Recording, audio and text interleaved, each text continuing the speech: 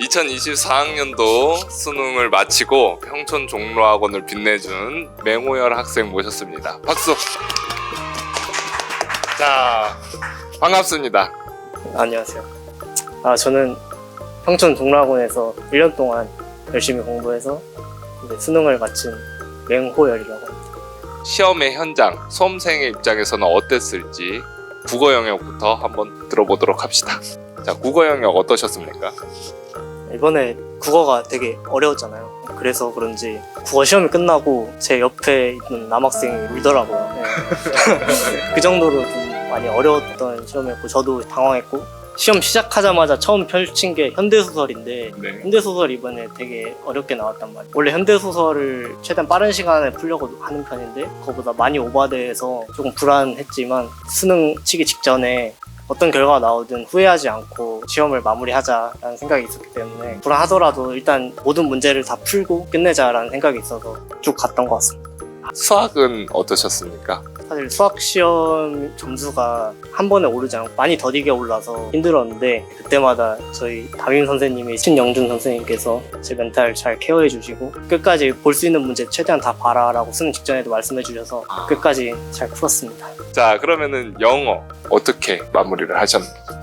듣기에서 그냥 평소에 모의고사 보던 것보다는 빡세다고 해야 되나? 그렇더라고요. 독해도 많이 어려웠는데 아까 말했던 것처럼 후회하지 않기 위해서 끝까지 마음 다 잡고 했습니다. 사탐은요?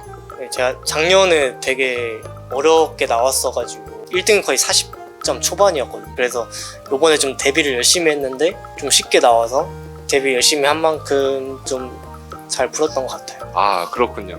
자, 시험 현장에서의 얘기 잘 들었습니다. 수능 시험이 잘 마무리될 수 있도록 해준 그의 공부 비법 한번 같이 들어보도록 하죠. 과목별로 한번 말씀을 해주시죠. 12월, 1월, 2월에 개념을 탄탄히 쌓는 게 중요했던 것 같고, 그래서 문학이나 언매 개념들 위주로 착실히 학습을 했었던 것 같습니다. 2월 이후의 공부는 어떤 식으로 진행을 해야 실전에서 많이 도움을 받을 수 있을까요? 국어는 아침에 보는 시험이잖아요. 네, 그래서 아침에 국어 보는 시간 8시 40분부터 10시까지는 무조건 그때 국어 문제를 풀어야겠다라는 생각을 했어요. 그렇게 하다 보니까 모의고사 때뿐만 아니라 수능 때도 평소에 국어 문제 풀듯이 하게 되는 그런 게 있었던 것 같아요. 문제풀이를 하더라도 아침 시간에 하는 게 좀 중요한 것 같아요. 월별로 어떤 식으로 학습했는지를 좀 들을 수 있을까요? 6월 전까지는 내삼비라고 하루에 세지문씩 푸는 비문학 기출 문제집이 있는데 그거를 6월 달 전에 다 끝냈고, 그리고 문학도 이제 6월 달까지는 기출 위주로 보면서 평가원이 내는 선지에 좀 익숙해지는 그런 작업을 했고요. 9월 모의고사 이후 국어가 문학이 어려워졌잖아요. 네, 근데 제가 1, 2월에 문학 문제를 풀면서 항상 너무 애매하고 좀 감에 의존해서 푸는 것 같고 그런 느낌이 강했어요. 그때 제가 국어 인강을 듣고 있었는데 그 인강을 듣는데도 뭔가 애매하면 해소가 안 되고 좀 마음 한켠이 좀 답답하고 막 그런 거예요. 근데 이제 3월부터 종로학원에 송문용 선생님 수업을 들었는데 진짜 그 애매한 포인트들을 하나하나 잘 명쾌하게 설명을 해주셔서 송문용 선생님이랑 이제 수능 때까지 쭉 같이 가니까 수능에서도 문학 애매한 문제들에서 정말 도움이 많이 됐던 것 같습니다. 9월 달에서 확실히 문제 스타일이 많이 바뀐 것을 느꼈고, 그때 송문용 선생님께서 9월 모의고사를 완벽하게 분석을 해주셔서 그거에 맞춰서 공부를 하다 보니까 수능에서 좋은 결과가 있었던 것 같습니다. 네, 송문용 선생님 덕분에 잘 봤습니다. 사랑합니다. 자, 다음은 수학인데요. 자, 수학 공부를 하면서 어떤 식으로 준비를 해야지 이렇게 단기간 안에 좋은 결과를 얻을 수 있을지 좀 말씀을 해주셨습니다. 네, 제가 아까 말씀드렸다시피 이제 전역을 했는데 특히 수학은 아예 기억이 안 나더라고요. 그래서 12월부터 제가 조기선행반부터 학원에 나왔는데 그때는 루트 2 곱하기 루트 3도 뭔지 모를 정도로 아예 그냥 무지한 상태였어요. 그럼 2점짜리도 조금 어려웠었겠네요. 네, 그렇죠. 이 점도 필요했습니다. 네.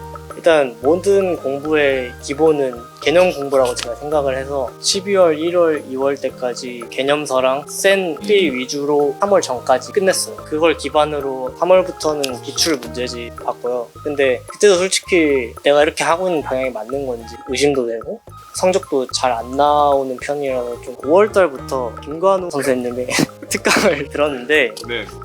제 특강이군요. 그렇군요. 감사합니다. 확실히 5월 달까지도 제가 잘 방향을 못 잡고 있었어요. 근데 김관우 선생님께서 올바른 방향으로 잘 잡아주시고 성적이 잘 나오지 않았었는데 끝까지 관우쌤 믿고 수능 때까지 가니까 결국 좋은 결과가 나왔던 것 같아요. 특강 들으면서 생각났었던 내용들이나 그런 것들이 좀 있나요? 이제 김관우 선생님 특강을 들어보시면 이런 상황에서는 바로 이런 개념을 사용하면 된다. 체계적으로 이렇게 설명을 해주셔서 수학 문제 보는 눈이 달라지고 시간도 많이 단축할 수 있었던 것 같아요. 문제를 딱 보고 이걸 어떻게 풀어나가야 될지 바로바로 생각이 나게끔 수업을 진행을 해주시는데 그것 때문에 좀 많이 득을 본 것 같아요. 제 윈윈이십니다. 감사합니다. 자, 그럼 다음으로 영어 과목 어떻게 준비하면 좋을지 한번 들어보도록 하겠습니다. 영어는 저희 모국어가 아니니까 거의 안 쓰잖아요. 그래서 지문을 읽는데 독해가 아예 안 되더라고요. 그래서 좀 힘들어 했는데 1, 2월에 이제 송지승 선생님께서 영어 선생님께서 이제 1대1로 질문도 많이 받아주시고 공부법도 알려주시고 상담도 많이 해주셔서 그때 좀 영어 그 독해법을 좀 확실히 정립한 게 수능 때까지 흔들리지 않고 잘 할 수 있었던 비결인 것 같아요. 탐구 과목은 어떻게 준비했는지 학생들이 많이 궁금해할 것 같아요. 사회탐구는 진짜 암기가 그냥 기본 중에 기본이라고 생각을 하거든요. 탐구는 성실하게 수능 때까지 끌고 간다면 좋은 점수를 받을 수 있지 않나. 우리 평촌 종로학원의 독자적인 시스템이라고 할 수 있는 수학 책임담임과 타임라인에 대해서 잠깐 설명을 드리도록 하겠습니다. 책임담임제는 각 반의 정규 수업으로 들어가시는 선생님들께서 1대1로 직접 대면으로 만나가지고 모르는 개념이나 문제들을 질문 받아주는 형식으로 진행을 해주시는 시스템인데요. 수험생 입장에서는 어떤 식으로 도움이 됐었을지가 좀 궁금합니다. 제가 기본도 안 돼 있던 상황이었는데 수학에 대해서 그래서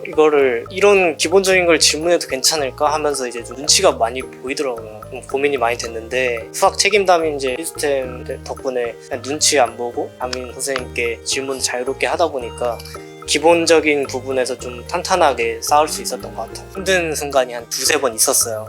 정말 포기하고 싶고 이럴 때가 있었는데 그때마다 진짜 꽉 잡아주셔서 수능 때까지 버틸 수 있었던 것 같습니다. 윤수쌤 합격 발표하면 술 한잔 같이 하시죠. 네, 좋습니다.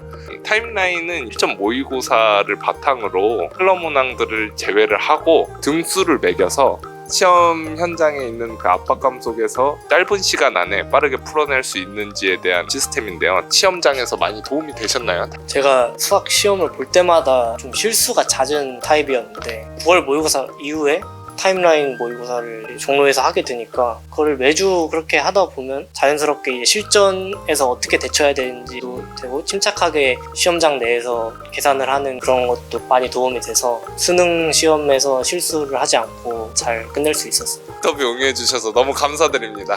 네, 맹호열 학생이었습니다. 네. 자, 2024학년도 시험 무사히 마친 맹호열 학생께 감사드리고 그러고 가시는 길까지 뭐 얘기할 필요는 없는 것 같아요.